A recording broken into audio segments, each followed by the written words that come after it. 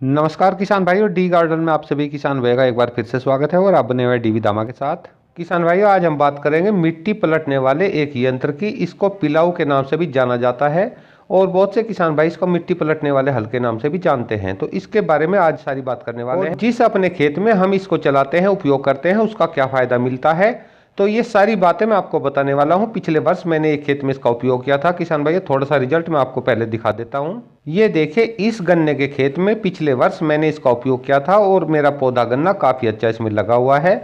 तो यानी कि काफ़ी अच्छी फसल हमें मिलने लगती है। लेकिन जिस खेत की मिट्टी आपकी सबसे कमज़ोर हो, यानी कि सभी किसान भाइयों के पास में काफ़ी खेत होते हैं और उन सभी अलग अलग खेतों से हमें एक जैसी फसल, एक जैसी पैदावार नहीं मिल पाती है। काफ़ी खेतों से तो अच्छी पैदावार मिल जाती है, लेकिन कोई एक आध खेत हर किसान भाई के पास में ऐसा होता है कि काफ़ी कोशिश करने के बाद भी हमेशा उससे काफ़ी कमज़ोर फसल मिलती है। तो आपके पास भी अगर कोई ऐसा कमज़ोर खेत है तो उसमें इस वर्ष आप इस मिट्टी पलट यंत्र का उपयोग करके देखें। उस खेत की मिट्टी पलटते तो किसान भाइयों आप पाएंगे जो आपका सबसे अधिक पैदावार देने वाला खेत है, उससे भी अच्छी पैदावार उस खेत से आपको मिलने वाली है। क्योंकि एक मेरा खुद का तजुर्बा है। पिछले वर्ष मैंने 2 खेत जो मेरे सबसे कमजोर थे उस पर इसका उपयोग किया था, तो काफी अच्छी फसल दोनों खेतों से मुझे मिल पाई है। तो चलिए देख लेते हैं कि क्या क्या हमें करना है। देखिए, मेरा गन्ना पेडी का खेत गन्ना कटाई के बाद में खाली हो चुका है और मैं आज इसकी मिट्टी पलटने वाला हूं। मैंने एक बार इसमें रूटर वेटा चलवा दिया है, केवल एक ही बार चलवाया है क्योंकि हमें इसकी मिट्टी पलटनी है। और अब मैं ले आया हूं, देखिए, इसमें मिट्टी पलटने वाला ये पिलाऊ हल और आज मैं इस खेत में इसको चलाकर अपने खेत की मिट्टी पलटने वाला हूं। पिछले साल जैसे ही मैंने अपने खेत की मिट्टी पलटी थी तो मुझे काफ़ी दिक्कत और परेशानियों का सामना करना पड़ा था। इसलिए मैं सभी किसान भाई के सामने ये वीडियो शेयर कर रहा हूँ ताकि आपको पूरी जानकारी इसकी दे सकूँ और आपके सामने ऐसी कोई दिक्कत समस्या ना आए। तो आप जैसे ही अपने खेत की मिट्टी पलटते हैं किसान भाइयों, चारों तरफ को खेत के किनारे किनारे इसको चलाना शुरू करते हैं और धीरे धीरे करके पूरा खेत इस तरीके से घेर लेते हैं। तो आपका पूरा खेत इस तरीके से मिट्टी पलट करके तैयार हो जाता है। और किसान भाइयों, एक बात जरूर बताना चाहूँगा, ये जो ट्रैक्टर है फार्मट्रैक 35 है, इसको ये बहुत ही आसानी के साथ खींच लेता है। आप ये ना समझे कि इसको बड़े ट्रैक्टर से ही चलाया जा सकता है।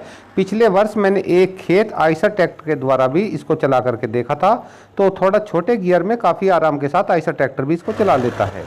तो आप किसी भी ट्रैक्टर से इसको आराम के साथ में चला सकते हैं। और इसको चलाने का जो तरीका है वो यही है कि आप खेत के किनारे किनारे इसको जुताई करना शुरू करते हैं, मिट्टी पलटना शुरू करते हैं और धीरे धीरे करके पूरा खेत इसी तरीके से कवर होने लगता है। और थोड़ी जगह कोनों पर रह जाती है तो बाद में आप कोने से कोने पर 4-5 इस तरीके से जुताई करके उसको भी कवर कर सकते हैं।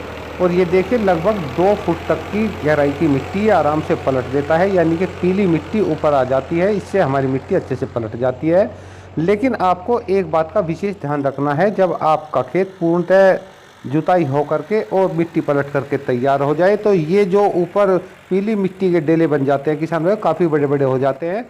पिछले वर्ष क्या हुआ था, जब हमने अपने खेत की मिट्टी पलटी तो हमारे सामने ये दिक्कत आई कि हमने मिट्टी पलटने के बाद में अपने खेत को हफ्ता 10 दिन ऐसे ही पड़ा रहने दिया, यानी कि हमारी पूरी की पूरी मिट्टी सूख गई, जिसके कारण ये पीली मिट्टी काफ़ी सख्त हो गई। और जब हमने 10 दिन बाद इसमें लेवलर लगवाने की कोशिश की तो ये ढेले उससे फूट नहीं पाए। इस वजह से दोबारा से हमें इसमें 2-2 बार रूटर वेटा चलवाना पड़ा। तो आपके सामने ये समस्या ना आए, तो इसके लिए जब आपके खेत की पूरी मिट्टी पलट जाए तुरंत बाद ही आप इसमें 2 बार कल्टीवेटर से जुताई कर दे और दोनों बार आप पाटा भी लगा दे, ताकि ये जो मिट्टी है ये काफ़ी अच्छे से बारीक हो जाए। और उसके बाद में आप इसकी जुताई करके थोड़ा छोड़ दें और कुछ समय बाद जब आपके खेत की मिट्टी पूर्णतः सूख जाए उसके बाद में आप लेवलर का उपयोग इसमें कर सकते हैं। लेवलर लगवा दें, क्योंकि मिट्टी पलटने से खेत काफ़ी ऊंचा नीचा हो जाता है।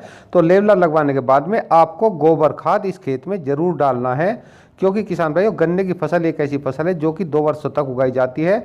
उसके बाद में आप उसमें गोबर खाद नहीं डाल पाएंगे, तो इस समय पर आप गोबर खाद जरूर डाल दें, ताकि हमारे जितने भी उर्वरक है गोबर खाद डालने से वे भी अच्छे से कार्य करने लगते हैं।